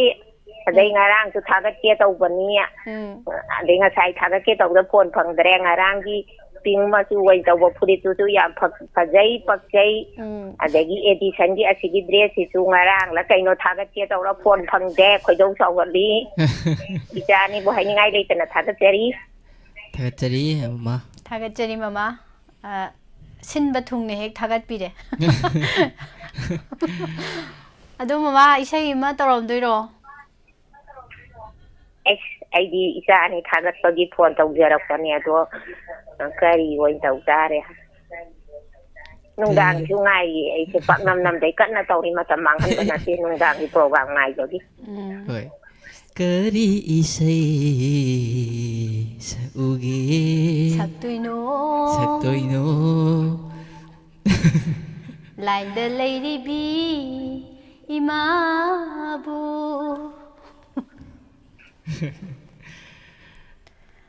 ꯑꯗꯨ ꯑꯣꯏꯔꯗꯤ ꯏꯃꯥꯒꯤ ꯃꯐꯝꯗ ꯏꯁꯩ ꯃꯇꯦꯛ ꯑꯃ ꯏꯃꯥꯒꯤ ꯅꯥꯀꯣꯡꯗ ꯇꯥꯍꯟꯕꯤꯔꯛꯑꯕꯅꯤꯅ ꯌꯥꯝ ꯄꯦꯟꯕ ꯗꯥꯏꯂꯣꯛ ꯑꯝꯇꯪ ꯇꯧꯖꯕ ꯇꯥꯔꯦ ꯍꯣꯏ ꯅꯆꯥꯁꯤꯡꯒꯤ ꯂꯥꯏꯕꯛ ꯐꯕꯅꯤ ꯇꯧꯁꯤꯜꯂꯣ ꯃꯃꯥ ꯔꯤꯇꯥ ꯕꯕꯥ ꯑꯩ ꯌꯥꯝ ꯐꯩꯀꯣ ꯑꯗꯣ ꯃꯊꯪ ꯆꯍꯤꯒꯤ ꯆꯥꯛꯀꯧꯕꯗꯨꯗꯅꯦ ꯑꯩ ꯈꯨꯗꯣꯜ ꯂꯧꯕ ꯂꯥꯛꯀꯦ ꯑꯩ ꯌꯨꯝ ꯄꯥꯜꯂꯒꯦꯀꯣ ꯀꯔꯤꯅꯣꯅꯦ ꯍꯥꯏꯔꯤꯁꯤꯕꯣ ꯃꯇꯝ ꯋꯥꯠꯂꯤꯁꯦ ꯌꯥꯔꯣꯏ ꯃꯊꯪꯗꯗꯤ ꯑꯩ ꯆꯥꯛꯀꯧꯕꯒꯤꯅꯦ ꯒꯤꯞ ꯂꯧꯕ ꯂꯥꯛꯑꯗꯕꯅꯤ ꯑꯗꯨ ꯑꯣꯏꯔꯗꯤ ꯏꯆꯥ ꯇꯣꯝꯕꯤ ꯑꯩꯒꯤ ꯂꯟ ꯄꯨꯝꯅꯃꯛ ꯅꯉꯣꯟꯗ ꯁꯣꯛꯑꯁꯦ ꯆꯥꯛꯀꯧꯕꯒꯤ ꯗꯈꯤꯅꯥ ꯑꯣꯏꯅ ꯄꯤꯔꯕꯅꯤꯀꯣ ꯑꯗꯨꯗꯤꯅꯦ ꯄꯥꯕꯨꯡ ꯑꯩ ꯏꯃꯥꯟꯅꯕ ꯑꯃ ꯄꯣꯔꯛꯀꯦꯀꯣ ꯈꯪꯅꯒꯦꯔꯥ ꯍꯣꯏ ꯏꯆꯥꯒꯤ ꯈꯪꯅꯕꯔ ꯈꯪꯅꯕꯤꯔ ꯄꯣꯔꯛꯑꯣ ꯌꯦꯡꯉꯒꯦ ꯈꯪꯅꯔꯒꯦ ꯃꯅꯤ ꯑꯩꯈꯣꯏ ꯕꯕꯥꯅꯅꯦ ꯏꯃꯥꯟꯅꯕ ꯄꯣꯔꯛꯑꯣ ꯍꯥꯏꯌꯦꯕ ꯑꯗꯣ ꯑꯩꯈꯣꯏꯗ ꯆꯠꯂꯨꯁꯤ ꯂꯥꯛꯑꯣꯀꯣ ꯆꯠꯂꯤꯁꯦ ꯏꯀꯥꯏꯕꯒ ꯌꯥꯔꯣꯏꯁꯦ ꯂꯥꯛꯑꯣ ꯅꯈꯨꯠꯁꯦ ꯁꯝꯃꯒ ꯍꯦꯛꯇ ꯆꯦꯟꯃꯤꯟꯅꯔꯁꯤ ꯌꯧꯔꯦ ꯑꯩꯈꯣꯏ ꯕꯕꯥꯁꯤ ꯂꯩꯔꯦ ꯕꯕꯥ ꯇꯨ ꯑꯩ ꯏꯃꯥꯟꯅꯕ ꯂꯥꯛꯏ ꯏꯃꯥꯟꯅꯕꯤ ꯅꯠꯇꯦ ꯏꯃꯥꯟꯅꯕꯅꯦꯕ ꯏꯕꯨꯡꯉꯣ ꯅꯪꯗꯤ ꯀ꯭ꯂꯥꯁ ꯀꯌꯥ ꯇꯝꯃꯦ ꯕꯕꯥ ꯑꯩꯗꯤꯅꯦ ꯅꯁꯔꯤ ꯇꯝꯃꯒ ꯑꯗꯨꯝ ꯇꯝꯗ꯭ꯔꯦ ꯑꯩꯈꯣꯏꯒꯤ ꯏꯃꯥꯒ ꯕꯕꯥꯒꯗꯣ ꯑꯩꯒ ꯂꯩꯃꯤꯟꯅꯗꯦꯕ ꯑꯗꯨ ꯑꯣꯏꯔꯗꯤ ꯑꯩꯒꯤ ꯁꯤꯗ ꯂꯩꯔꯣ ꯂꯥꯎ ꯅꯪ ꯌꯥꯕ꯭ꯔꯥ ꯕꯕꯥ ꯂꯩꯍꯟꯁꯤꯀꯣ ꯑꯩꯗꯤ ꯌꯥꯝ ꯐꯕꯅꯤꯀꯣ ꯃꯣꯏ ꯃꯇꯩ ꯃꯗꯨ ꯌꯥꯝꯅ ꯐꯠꯇꯦ ꯑꯩ ꯑꯗꯨꯃꯥꯏꯅ ꯇꯧꯔꯣꯏꯀꯣ ꯕꯕꯥ ꯑꯩꯗꯤ ꯌꯥꯝ ꯐꯩꯀꯣ ꯑꯩꯒꯤ ꯏꯆꯥ ꯇꯣꯝꯕꯤꯁꯦ ꯌꯥꯝꯅ ꯐꯕꯅꯤ ꯑꯩꯈꯣꯏ ꯑꯗꯨꯝ ꯂꯩꯃꯤꯟꯅꯁꯤꯀꯣ ꯅꯣꯏ ꯃꯃꯥꯗꯣ ꯑꯃꯨꯛ ꯍꯥꯏꯔꯨꯈꯤꯗꯣꯏꯔో ꯑꯗꯨꯗꯤ ꯏꯕꯥꯅꯤ ꯆꯠꯂ ꯍꯥꯏꯃꯤꯟꯅꯔꯨꯔꯁꯤꯀꯣ ꯃꯃꯥ ꯇꯣꯝꯕꯤꯅꯅꯦ ꯃꯣꯏꯗꯤ ꯑꯩꯁꯦ ꯂꯩꯔꯁꯤ ꯍꯥꯏꯔꯤꯕ ꯑꯗꯨ ꯀꯅꯥꯒꯤ ꯃꯆꯥꯅꯣꯅꯦ ꯏꯕꯣꯍꯜ ꯀꯧꯋꯦꯕ ꯃꯣꯏ ꯃꯆꯥꯗꯣ ꯃꯄꯥꯗꯣ ꯏꯕꯣꯍꯜ ꯀꯧꯏ ꯑꯗꯨꯗꯤ ꯏꯅꯥ ꯌꯥꯝ ꯈꯨꯟꯕꯅꯤꯍꯦ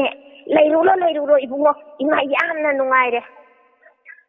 ꯌꯥꯝꯅ ꯁꯥꯡꯉꯔꯣꯏ ꯂꯣꯏꯁꯤꯟꯖꯔꯒꯦ ꯏꯆꯥ ꯑꯅꯤꯒꯤ ꯊꯥꯒꯠꯄ ꯐꯪꯖꯕꯒꯤ ꯌꯥꯝꯅ ꯅꯨꯡꯉꯥꯏꯖꯩ ꯍꯔꯥꯎꯖꯅ ꯅꯨꯡꯉꯥꯏꯅ ꯊꯥꯒꯠꯆꯔꯤ ꯊꯦꯡꯀ꯭ꯌꯨ ꯊꯥꯒꯠꯆꯔꯤ ꯃꯃꯥ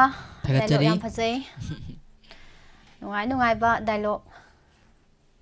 pubiraktana mayambo ngaiha adum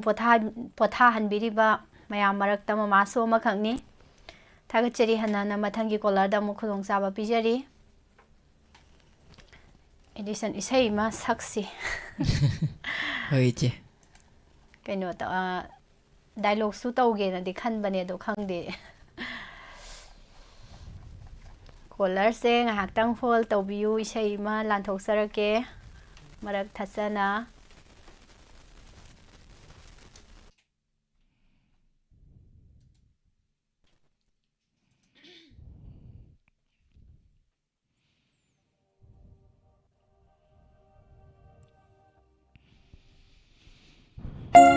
Isai sila tagsabada sahi bilang kibayang gusto niya happy gani Thong sulaw na hang lagi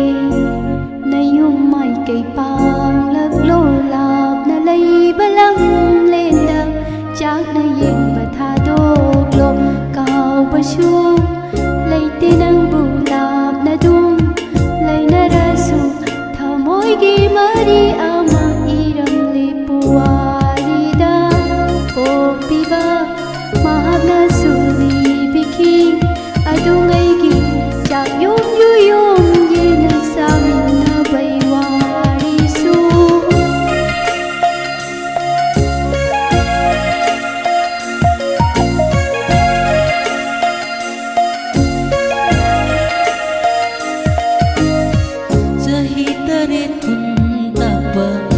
Top janalan na ba iga iga khai na ba machil manaw sit na ba May taylay makap kiba samlang para sa kiba Kau rabara kau janti bang kang lay jasa Kau rabara kau janti bang kang lay jasa Kau basyo lay tinang bulab na dum lay na raso thamoy gi mari ama iram lipuari da Piba mahag na suli biki adungay gi jak yo yo yom ye na chamin na baywari shu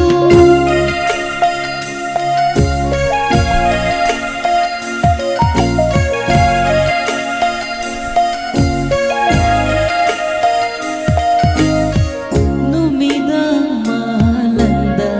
barak turil tol bata mapung lamdam yeng do na hik na kap khiba Panggal tiglan ong sana kaya chik na khang kiba lam khay nga pa maring na thang gi jagoy kat kiba kau ra kau jan thi ba kang lay sa sa Kau rabara kau janti bakang lay jasa Kau basu lay tinang bulab na dum lay na raso thamoy gi mari ama iram lipuari da O piba mahag na suli biki adungay gi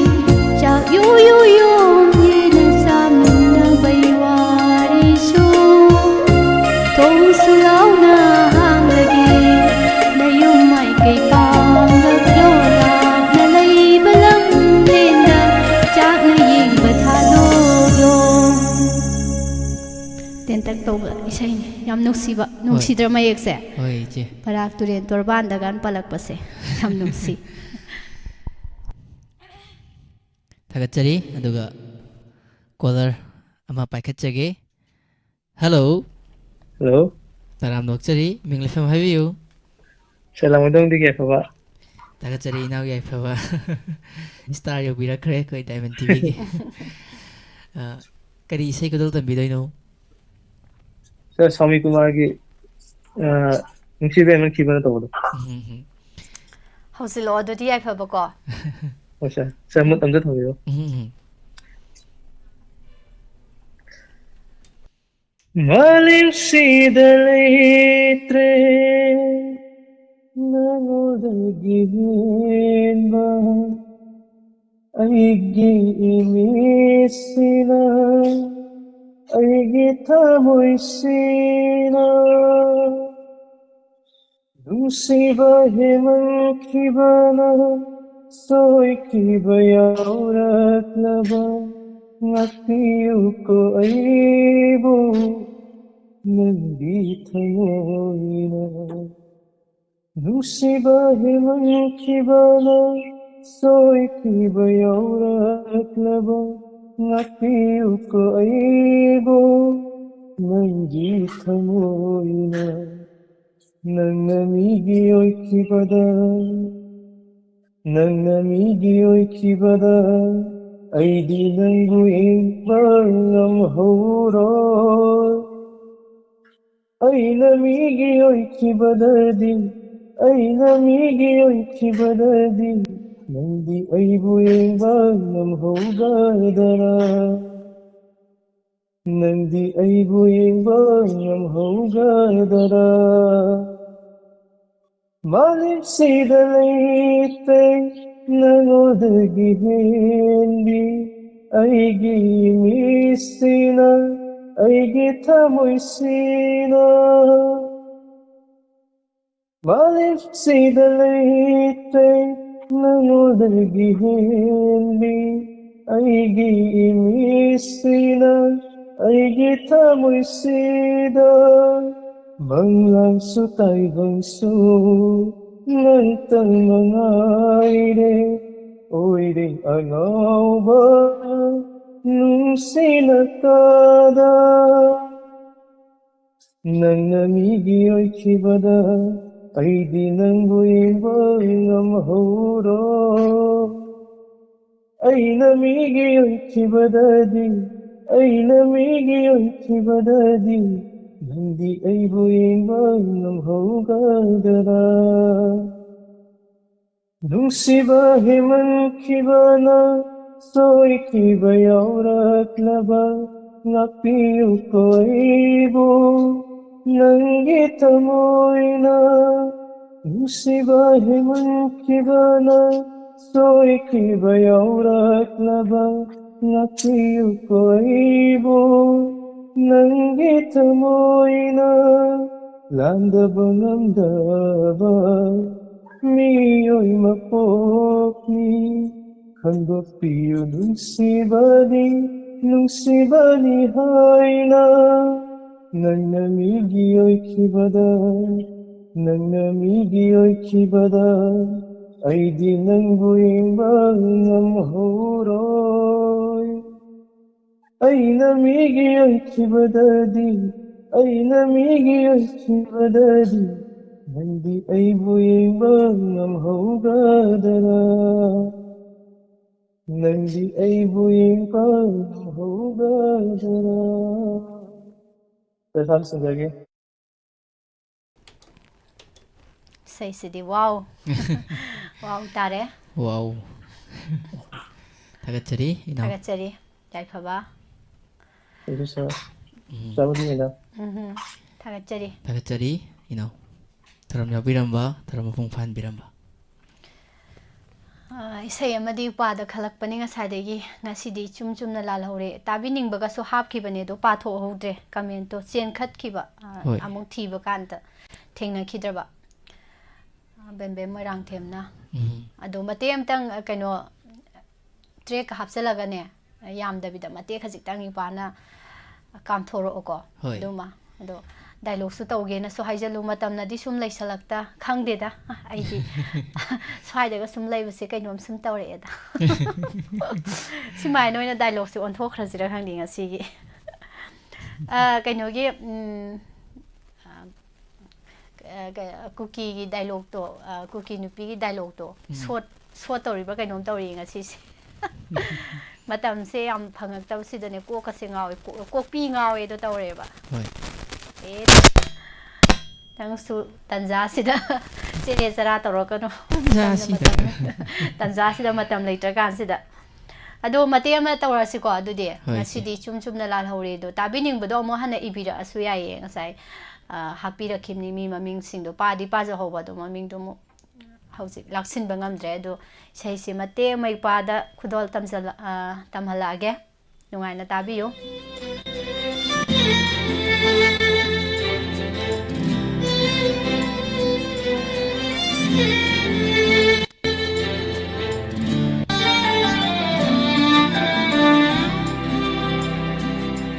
Nasidi ay icum-cum na lalhure sinahodrawa punsigi konta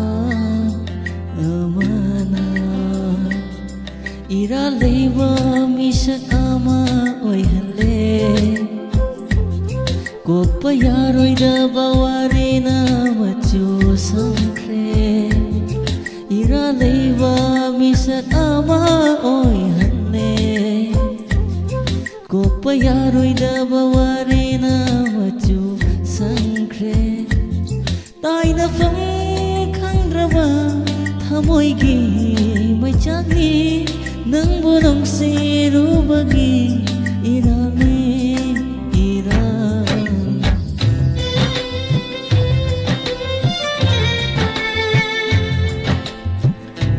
jadi yang penuh musuh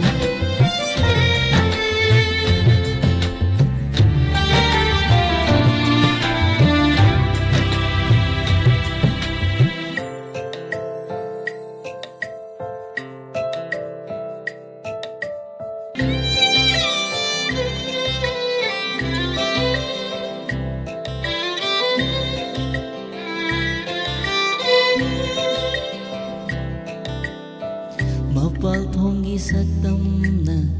awaba mandrawa aigi mai thongni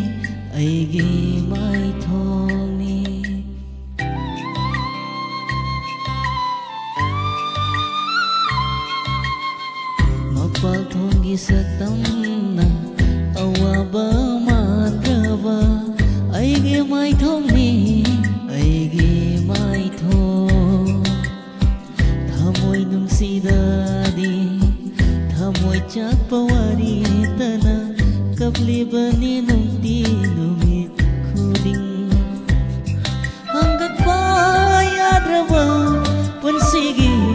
khongthangse ningsing ido kapchahaure hagachari mate kasina insinjage Say sidi daran birgi say sidi buko thamoy se cheret chekhai ge tawzani da wana su yam phasana khudol tambire duga mayam na su ipada yam toina khan be sai ni yam nusiba phajaba thagachari matam leitabani na loi baudi saktre do hayeng matang saba ma damu dum ta sida ko yai ko mayam matamdi pungsing di tare ado color se ani tang khudong saba pijage aduga dialogue se khangdi tawise entertainment program se yamsu phangdabani na yamna nuksibidana haibirakpa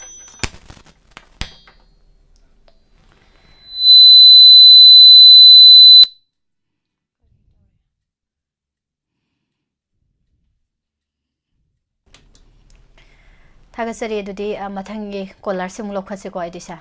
je hello good afternoon miss good afternoon ming lepham sa khang smile sum khangna khiba sum kuina loinara ba thengnara ba khonjal khamba call torok pase ming lepham hang ba se yam ikoi koi ba ado hairage hoi top tagi thongambi taram noksari che call jandati chokong khongla dingarang ji phat try tawbane ai je chong phode ngasi je horak pade try tawbane hoi dawa jai chaudana suktok toroi jira kalur kanada sorry no call phone phone da saroga diamond effect ai disa ai ngonda sorry ne ga haira di bu ko ai di mina sorok pa ya de ai ne hena 1000 video mina sorok ti ge su phau soroi ba hoi mina saw ba hora di bu ko bana nga sai sorry ba ꯆꯥꯡꯗꯨꯗꯒꯤꯕꯨ ꯑꯩꯅꯅꯦ double ꯍꯦꯟꯀꯠꯂ ꯁꯥꯎꯈꯤꯗꯣꯏꯅꯦꯕ ꯑꯗꯨꯒꯨꯝꯕ ꯑꯃ ꯂꯩꯅ ꯃꯌꯥꯝꯁꯨ ꯈꯪꯍꯧꯅꯕꯅ ꯍꯥꯏꯗꯣꯛꯆꯍꯧꯒꯦ ꯇꯧꯕꯅꯦ ꯑꯗꯣ ꯆꯦ ꯁꯥꯎꯕ ꯅꯠꯇꯦ ꯀꯩ ꯏꯁꯩ ꯉꯪꯕꯤꯗꯣꯏꯔꯣ ꯏꯆꯦ ꯍꯣꯏ ꯏꯁꯩ ꯑꯣꯏꯅ ꯃꯇꯦꯛ ꯑꯃꯇ ꯉꯪꯒꯦ ꯏꯁꯩ ꯅꯠꯇ꯭ꯔꯗꯤ ꯍꯩꯇꯦꯗ ꯗꯥꯏꯂꯣꯛꯀ ꯇꯧꯕꯁꯨ 이세이부주 ꯌꯥꯝ ꯍꯩꯕ ꯅꯠꯇꯦ ꯁꯨꯝ ꯁꯛꯅꯤꯡꯕꯒꯤ ꯁꯨꯝ ꯁꯛꯏꯕ ꯑꯗꯨꯅꯤ 이세이 ꯍꯣꯏ ꯑꯗꯨꯗꯤ ꯏꯆꯦ ꯍꯧꯖꯜꯂꯛꯑꯣꯀꯣ ꯍꯣꯏ ꯍꯣꯏ ꯍꯧꯔꯛꯑꯒꯦ ꯈꯪꯖꯔꯅꯤ ꯃꯤꯠꯇ ꯊꯝꯕꯤꯌꯨ ꯃꯤꯁ ꯑꯧ ꯊꯝꯖꯔꯦ ꯍꯧꯕꯤꯔꯛꯑꯣ ꯏꯆꯦ 무탁비라무 ꯅꯪꯒꯤ ꯅꯨꯡꯁꯤꯕ ꯑꯉꯥꯡꯕ ꯏꯅ 이름바 ꯊꯃꯣꯏꯗ 예ꯛꯇꯨꯅ ꯂꯩꯔꯦ ꯃꯃꯤꯁꯦ 예ꯛꯇꯨꯅ ꯂꯩꯔꯦ ꯃꯃꯤꯁꯦ 이기 이젤나 leptrifaw khang bangam dare mai sakse khang bangam dare mai sakse chumbiramu mongphangge mairi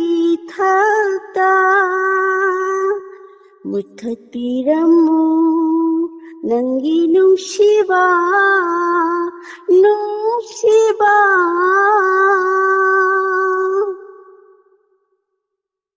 농시바낭 야우라바다 마이통기 파자바 망카레 농시바낭 야우라바다 마이통기 파자바 망카레 농시바낭 짝카바다 부비크 농시바 umnama inghalanu punshise wana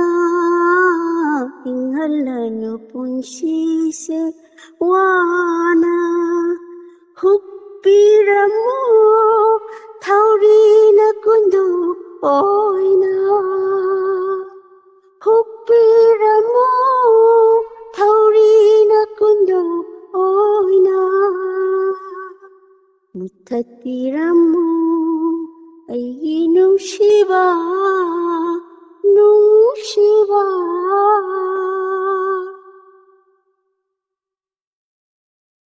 탁민나이 후디 아이코이니 자이나디 방하위 이똥따 탁민나이 후디 아이코이니 자이나디 방하위 이똥따 ꯆꯠꯃꯤꯟꯅꯩ ꯂꯝꯕꯤꯗꯤ ꯑꯩꯈꯣꯏ ꯑꯅꯤ ꯊꯅꯝꯃꯤ ꯇꯤꯡꯈꯪꯒꯤ ꯃꯔꯛꯁꯤꯗ ꯀꯣꯊꯣꯛꯂꯝꯃꯨ 이미체 나쿠뚜나 고톡람무 이미체 나쿠뚜나 미키피 따다나와 미키피 따다나와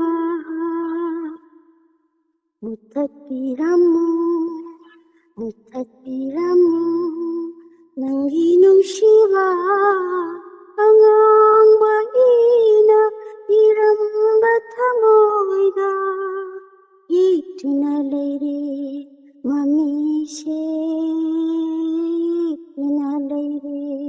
마미세 이기제나 립드리파 강망암다리 마이잡시 강망암다리 마이잡시 춘비라모 몽풍기 마이탑다 무탁비라모 낭기는 시바 누시바 누시바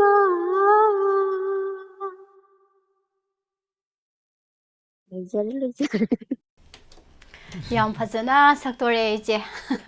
ꯍꯧꯕꯗꯒꯤ ꯂꯣꯏꯕꯥꯎ ꯑꯃꯠꯇ ꯍꯦꯛ ꯆꯤꯊꯗꯅ ꯊꯥꯒꯠꯆꯔꯤ ꯍꯣꯏ ꯍꯣꯏ ꯊꯥꯒꯠꯆꯔꯤ ꯏꯆꯦ ꯌꯥꯝ ꯅꯨꯡꯁꯤꯕ ꯏꯁꯩꯅꯤ ꯍꯣꯏ ꯌꯥꯝ ꯅꯨꯡꯁꯤꯕ ꯏꯁꯩꯅꯤ ꯃꯇꯝꯁꯦ ꯀꯣꯂꯔ ꯑꯃ ꯈꯨꯗꯣꯡꯆꯥꯕ ꯄꯤꯈꯤꯗ꯭ꯔꯥ ꯃꯇꯝꯁꯦ ꯌꯥꯝ ꯍꯦꯜꯂꯦ ꯑꯗꯣ ꯃꯌꯥꯝ ꯋꯥꯔꯧꯕꯤꯔꯣꯏ ꯂꯣꯏꯁꯤꯟꯖꯔꯒꯦ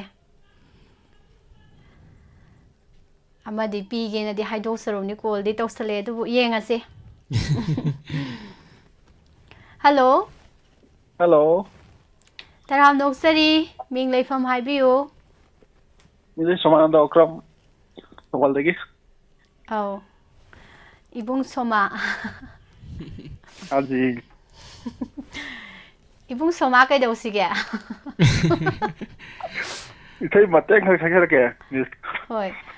ꯃꯇꯦꯛꯇꯒꯤ ꯍꯦꯜꯂꯗꯤ ꯀꯩꯗꯧꯕ ꯌꯥꯏꯕꯣ ꯃꯇꯦꯛꯇꯩ ꯍꯦꯜꯂꯒꯅ ꯃꯊꯪꯗ ꯑꯃꯨꯛ ꯃꯄꯨꯝ ꯁꯛ ꯇꯥꯔꯦꯅ ꯃꯇꯦꯛꯇꯒꯤ ꯍꯦꯜꯂꯗꯤ ꯃꯄꯨꯝ ꯑꯣꯟꯗꯣꯏ ꯅꯠꯇ꯭ꯔꯣ ꯃꯤꯁꯀ ꯁꯥꯔꯒ ꯀꯩ ꯏꯟꯖꯥꯡ ꯆꯥꯔꯒꯦ ꯀꯩꯅꯣꯗ ꯉꯁꯤꯗꯤ ꯃꯊꯦꯜ ꯍꯪꯕꯤꯔꯛꯑꯅꯨ ꯍꯣꯏ ꯉꯁꯥꯏ ꯃꯌꯥꯝꯗ ꯎꯠꯆꯈꯤꯕꯗꯣ ꯉꯁꯥꯏ ꯃꯌꯥꯝꯗꯣ ꯂꯣꯏ ꯎꯠꯈ꯭ꯔꯗꯨꯗꯤ ꯎꯠꯊꯕꯩꯗꯤ ꯎꯍꯧꯗ꯭ꯔꯦꯗꯤ ꯁꯣꯝꯗ ꯏꯁꯩꯗꯤ ꯇꯥꯔ ꯁꯨꯝ ꯊꯕꯛ ꯁꯨꯝ ꯇꯧ ꯂꯩꯕꯀꯣ ꯑꯣ ꯑꯗꯨꯗꯤ ꯏꯕꯨꯡ ꯑꯍꯥꯎꯕ ꯉꯥꯛꯇ ꯆꯥꯈ꯭ꯔꯦ ꯉꯁꯤꯗꯤ ꯌꯥꯝ ꯅꯨꯡꯉꯥꯏꯌꯦ ꯏꯕꯨꯡ ꯃꯇꯝꯁꯨ ꯂꯣꯏꯁꯤꯜꯂꯛꯑꯦ ꯑꯗꯣ ꯏꯕꯨꯡ ꯏꯁꯩ ꯃꯇꯦꯛ ꯑꯃ ꯁꯛꯀꯗꯣꯔꯤꯕꯗꯨ ꯇꯥꯅꯤꯡꯉꯛꯑꯦ ꯃꯇꯝꯁꯦ ꯂꯣꯏꯔꯛꯄꯁꯤꯗ ꯃꯤꯍꯨꯟꯁꯦ ꯄꯤꯡ ꯄꯤꯡ ꯂꯥꯎꯔꯛꯏꯕ ꯍꯣꯏ ꯀꯨꯏꯔ ꯃꯇꯦꯛ ꯈꯛꯇꯅꯦ ꯀꯨꯏꯔꯣꯏ ꯍꯥꯏꯁꯤꯅꯤ ꯈꯨꯗꯣꯜ ꯇꯝꯕꯤꯌꯨ ꯈꯨꯗꯣꯜ ꯇꯝꯕꯤꯌꯨ ꯅꯪꯅ ꯁꯥꯒꯩ ꯑꯃꯒꯤ ꯃꯧꯅꯤ ꯑꯩꯅ ꯅꯪꯒꯤ ꯀꯥꯏꯅ ꯈꯣꯡꯂꯣꯏꯅꯤ ꯅꯪꯅ ꯁꯥꯒꯩ ꯑꯃꯒꯤ ꯃꯧꯅꯤ ꯑꯩꯅ ꯅꯪꯒꯤ ꯀꯥꯏꯅ ꯈꯣꯡꯂꯣꯏꯅꯤ ꯎꯅ ꯎꯅ ꯇꯥꯝꯅꯔ ꯄꯨꯟꯁꯤꯅꯤ ꯁꯛꯈꯪꯅꯗ꯭ꯔꯕ ꯂꯝꯂꯥꯟꯕ ꯑꯃꯒꯨꯝ ꯎꯅ ꯎꯅ ꯇꯥꯝꯅꯔ ꯄꯨꯟꯁꯤꯅꯤ ꯁꯛꯈꯪꯅꯗ꯭ꯔꯕ ꯂꯝꯂꯥꯟꯕ ꯑꯃꯒꯨꯝ ꯅꯪꯅ ꯁꯥꯒꯩ ꯑꯃꯒꯤ ꯃꯧꯅꯤ ꯑꯩꯅ ꯅꯪꯒꯤ ꯀꯥꯏꯅ ꯈꯣꯡꯂꯣꯏꯅꯤ ꯅꯣꯡꯃꯇꯁꯨ ꯌꯦꯡꯍꯧꯗꯦ ꯄꯥꯃꯨꯏ ꯀꯟꯅ ꯅꯨꯡꯁꯤ ꯃꯥꯏꯊꯣꯡ ꯏꯃꯤꯠꯁꯤꯅ ꯄꯦꯟꯅ ꯑꯔꯦꯞꯄꯅꯤ ꯈꯜꯂꯨꯏ ꯍꯧꯈꯤꯕ ꯄꯨꯟꯁꯤꯅ ꯑꯔꯦꯞꯄꯅꯤ ꯈꯜꯂꯨꯏ ꯍꯧꯈꯤꯕ ꯄꯨꯟꯁꯤꯅ ꯅꯪꯒ ꯑꯩꯒ ꯂꯩꯅꯔꯤꯕ ꯃꯔꯤꯁꯦ ꯅꯪꯒ ꯑꯩꯒ ꯂꯩꯅꯔꯤꯕ ꯃꯔꯤꯁꯦ ꯅꯪꯅ ꯁꯥꯒꯩ ꯑꯃꯒꯤ ꯃꯧꯅꯤ ꯑꯩꯅ ꯅꯪꯒꯤ ꯀꯥꯏꯅ ꯈꯣꯡꯂꯣꯏꯅꯤ ꯃꯣꯠꯂꯕ ꯈꯨꯠꯁꯥꯅ ꯇꯅꯤꯛꯅ ꯄꯥꯏꯔꯒ ꯂꯦꯡꯈꯤꯕ ꯑꯉꯧꯕ ꯀꯨꯟꯗꯣ ꯄꯥꯔꯦ ꯑꯩꯒꯤꯅꯤ ꯈꯟꯅ ꯍꯤꯡꯂꯝꯕꯅꯤ ꯄꯨꯟꯁꯤꯅ ꯉꯁꯤꯗꯤ ꯑꯣꯏꯍꯧꯔꯦ ꯀꯥꯟꯅꯗ꯭ꯔꯕ ꯋꯥꯔꯤ ꯇꯨꯝꯗꯅ ꯃꯪꯂꯨꯕ ꯃꯪꯂꯥꯟ ꯑꯃꯒꯨꯝ ꯇꯨꯝꯗꯅ ꯃꯪꯂꯨꯕ ꯃꯪꯂꯥꯟ ꯑꯃꯒꯨꯝ ꯆꯠꯈ꯭ꯔꯦ ꯅꯪꯗꯤ ꯁꯥꯒꯩ ꯑꯃꯗ ꯅꯣꯛꯅ ꯆꯠꯈ꯭ꯔꯦ ꯅꯪꯗꯤ ꯁꯥꯒꯩ ꯑꯃꯗ ꯅꯣꯛꯅ ꯅꯪꯅ ꯁꯥꯒꯩ ꯑꯃꯒꯤ ꯃꯧꯅꯤ ꯑꯩꯅ ꯅꯪꯒꯤ ꯀꯥꯏꯅ ꯈꯣꯡꯂꯣꯏꯅꯤ ꯅꯪꯅ ꯁꯥꯒꯩ ꯑꯃꯒꯤ ꯃꯧꯅꯤ ꯑꯩꯅ ꯅꯪꯒꯤ ꯀꯥꯏꯅ ꯈꯣꯡꯂꯣꯏꯅꯤ ꯎꯅ ꯎꯅ ꯇꯥꯝꯅꯔ ꯄꯨꯟꯁꯤꯅꯤ ꯁꯛꯈꯪꯅꯗ꯭ꯔꯕ ꯂꯝꯂꯥꯟꯕ ꯑꯃꯒꯨꯝ ꯎꯅ ꯎꯅ ꯇꯥꯝꯅꯔ ꯄꯨꯟꯁꯤꯅꯤ ꯁꯛꯈꯪꯅꯗ꯭ꯔꯕ ꯂꯝꯂꯥꯟꯕ ꯑꯃꯒꯨꯝ ꯅꯪꯅ ꯁꯥꯒꯩ ꯑꯃꯒꯤ ꯃꯧꯅꯤ ꯑꯩꯅ ꯅꯪꯒꯤ ꯀꯥꯏꯅ ꯈꯣꯡꯂꯣꯏꯅꯤ ꯃꯤꯁꯥꯏ ꯂꯣꯏꯁꯤꯟꯖꯔꯒꯦ Edison ID ngahange khangude matek amana mapum ama sabra Miss na matek yaroi haidudi eduki saktampida ID khangdawani ne matek amana mapum ama sa lerame yam nungaire ibung isai do isai khuhai amani ko heibani da samase Swami Kumar gi isai ajak Bikunju Bihari gi isai singse dum kudol tambi bani Thagachari ibung isai Thank you, heibani Miss. ko Thagat mandana ko. Manipur yong mandana hayang ko. Yauni bo. Thagachari ibung. Thank you, Miss. Thagachari. Call gi thong je lonje lage. Matamnadi ꯂꯩꯁꯜꯂꯛꯇꯕꯅ ꯑꯗꯨꯝ ꯆꯠꯈꯤ ꯐꯥꯔꯨꯕꯗꯤ ꯉꯝꯍꯧꯗꯦ ꯑꯗꯨꯅ Joyana aiga amtang saunasi haise khangdaba am leire Joyana akhodi saudi tha tarani thoisi dum saw leidoini aduga aidi mi sawbasi themba heiteba ko edisa hoi ado ai themdre na khalo Joyana theme na khalo sauna thoraga ado tha tarani thoisi ma them doineba adudi khalo sauna bana phabra sauna da bana phabra Susimti di khangjarani haisini Thagachari mayam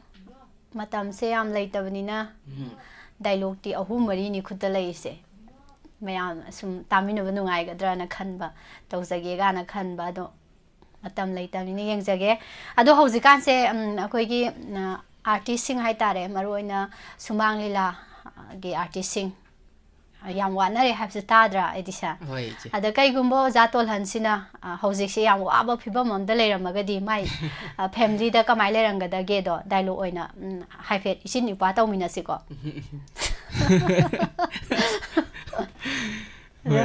hore sarakpada man khidragasu malena mayam tabiyo hejabana te adum mayam gi nungai na badam mate chega isilpa adum mayam gi thagol tawjage Hoi, ado dialogue se ngasai wadi yam nugaina tawbagi wakhalda adum leijarabane do matam sina thengjalakpada adum tension namde adum lei do mate sum khara adum tawjarage kaw hauram dai se sum dialogue ko maje sum tawrakida base kuire dana ko hoi che ngasidi koi artisting saigi yumgi nupana sen pusalakta di nupi solanga idana ko ado sen thoktre hujik lila satramina ada kainogi akhoi oja tolhangi loina bido kamai leranga dagi do tawra ho bo hei tre tawis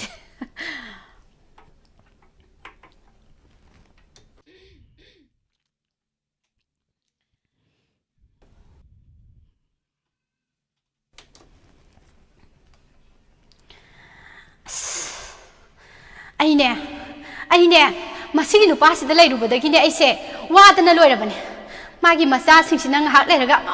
amamu aise kok amata khangdrabane sawa madi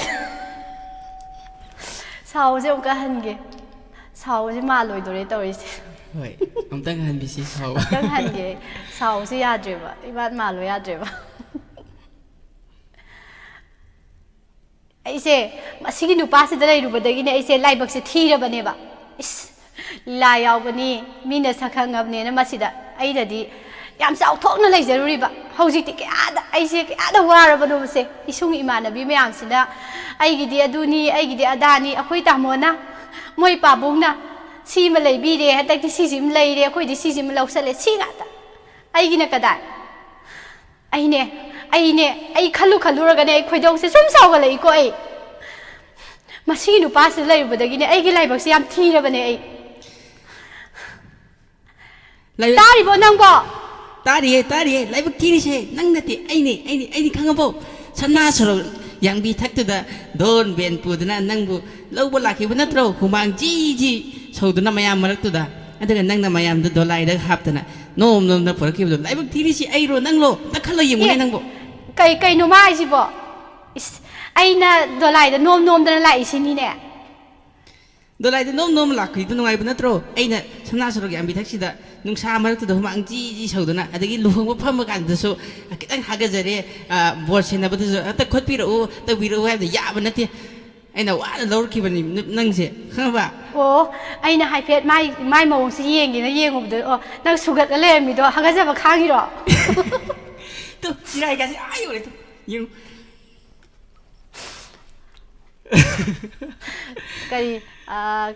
กำเมนเย่งไอ้เย่งเดี๋ยวน่ะที่เต้าเกนน่ะที่คันกี่วันเนี่ยปะกำเมนเย่งโอ้โหแต่คือไก่หนูตัวอีเช่าตัวสาวไว้เอาเดี๋ยวละสาวว่ามาเลยไอ้สนีบุ้งเซ็กซ์เปียร์นะมาเดี๋ยวจะใกล้เลยเนาะไอ้ยาดเอามันสาวก็มุโนมุหลังทุกเช้าเกมายามดังสิเช่สาวบุษยาวกิดรามาเลยโนก็ตุ้มเนี่ยภาษาตัวหลังนี่มาจากอะไรสุกี้หังกี่เนี่ยภาษาตัวหลังกี่เนี่ยภาษาเช่ยามกระบะไก่หนูภาษาตัวหลังสารว่าหาอะไรก็ไก่หนูตัวนี้ตัวภาษาตัวหลังกี่แฟมิลี่กี่วารีนี่ตัวละก็ภาษาตัวหลังเช่ดมซาจาวันนี้ตัวมันกี่เรื่องให้ตาเลยสาขีวันนี้นะสมพันบิรสีมายามใส่กี่ข้างเราของเราสลับไปด้วยอีกว่าใส่ปุ๊กเอากันมายามงักทุกปีรอให้ยังมาต้องภาษาหน้ามุกตัวอะไรกันเฮ้ยมาทั้งเดือดสามูมาเอาเห็นเลยให้ชามูมานั่งกันเดี๋ยวนี้ฉันมานั่งกันเดี๋ยวนี้ไอ้กันหลักปุ๊นั่งกันเดี๋ยวนี้ก็ได้ไอ้กี่ชิบหายไม่ยามดีเพี้ยนทุกแกคือมันตรีตลอดสนะตะกี้กับที่เฮกตัวบุตรมันเราวิโมงเฮกตัวจระเข้ตัวชาวบ้านเดือดสุกปฏิมาณเรียงสิละสิละก็สิละเฮ้ยมายามดำตั้งกับปูระกับทุกสิ่งเจ้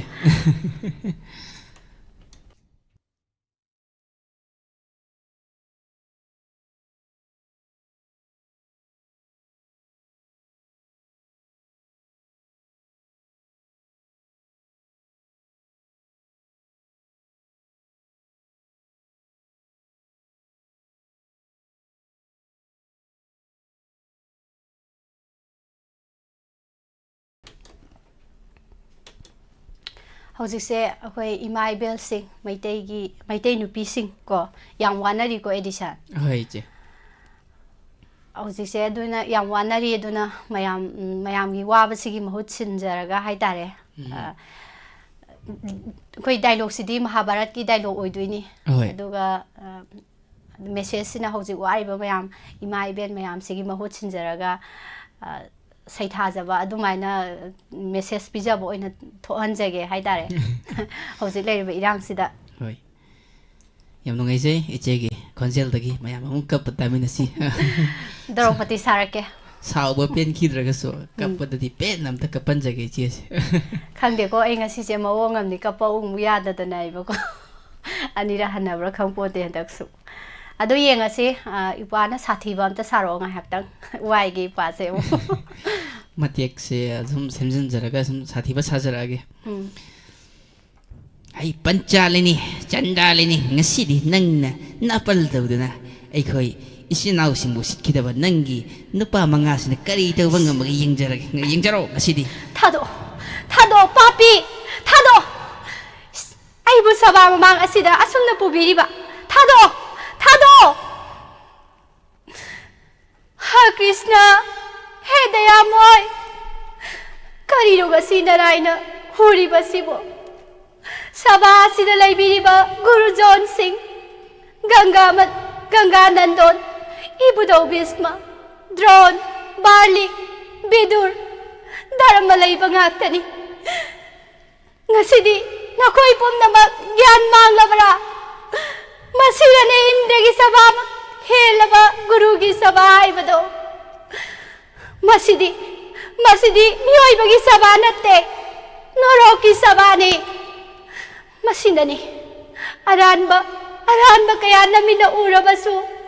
marol thok taba laibang na saba motigum yeng do na laibang amliba iran lay sa tabi ay bu sampay do na lak do na singlak pa sabha mamangda ꯈꯣꯡꯄꯥꯛꯅ ꯀꯥꯎꯕ ꯄꯨꯝꯅꯃꯛ ꯌꯦꯡꯗꯨꯅ ꯂꯩꯕ ꯅꯈꯣꯏꯅꯤꯀꯣ ꯂꯩꯕꯥꯛ ꯑꯁꯤꯒꯤ ꯑꯆꯨꯝ ꯑꯔꯥꯟ ꯋꯥꯌꯦꯜꯂꯤꯕ ꯂꯩꯕꯥꯛ ꯄꯨꯔꯤꯕ ꯑꯉꯝꯕ ꯂꯩꯕꯥꯛꯀꯤ ꯃꯟꯇ꯭ꯔꯤ ꯍꯥꯏꯕꯗꯣ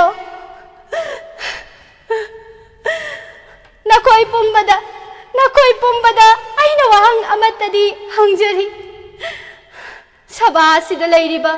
नुपा मिंफमदा ngairabasing ngasigi sabha sida aibu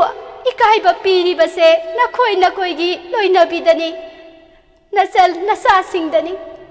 nupi pumnamaktani haibase sabha sina khantaba ngamde bharat ki ningthauren singi chanhabidi nupi gi izzat ngakpiba Maraiba kanba san brahmon singbu yokpi bani kanbi bani Guru gi sabadi Bharat ki ningthauren singbu singna bani Phajakraba chatnabibu singna bani Nupi gi izzat ngakpagi mahutta nupi bu ikaiba pi bani Masidi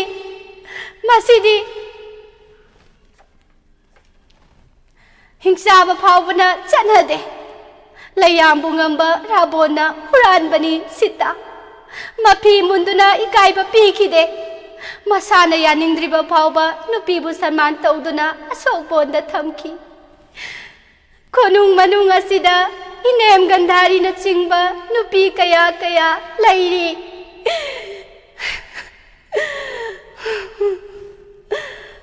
aina kapalaw bataraga tumina yengduna lairiba karigido nupi gi misang changdrabadi nupana sangbigadra nakhoi nupi ni aina ikaiba phanglibase nakhoi nupi pumnamaktasu yauribani ha krishna thaibangi pap pumba kokpi haiba tolaba awabada tarabi gati laitrabi nanai Draupadi siri choronda changjari papi gi sabha asidagi nanai bu kanbiba matam oidribara he krishna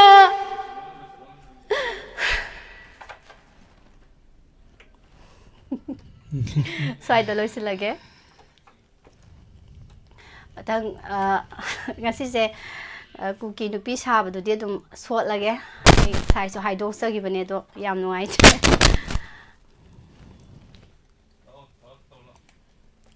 thagachari mayam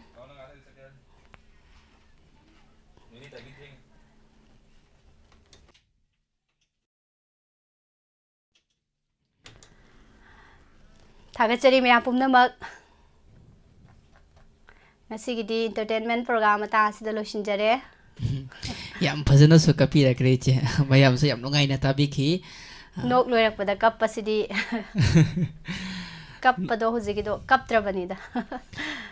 nok poloirakpada akhoi kappaga nokpaga se masin mapani ka haina bode che